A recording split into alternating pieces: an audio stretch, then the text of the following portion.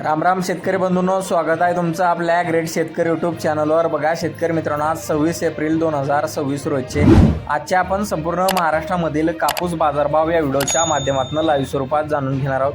तत्पूर्वी आपण चॅनलवर नवीन असाल चॅनलला सबस्क्राईब करायला विसरू नका। बघा शेतकरी मित्रांनो, सध्या महाराष्ट्रामधील कापूस बाजारभाव 8,795 रुपये तसेच 8,500 ते 8,700 रुपयापर्यंतचा बाजारभाव मिळालेला आहे। चला तर सविस्तररित्या बाजारभाव जाणून घेऊया।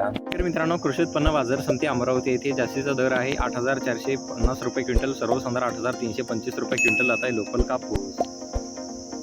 बघा पुढे आहे सावनेर बाजार समिती, जास्तीत दर आहे 8,000 रुपये क्विंटल जात आहे लोकल कापूस।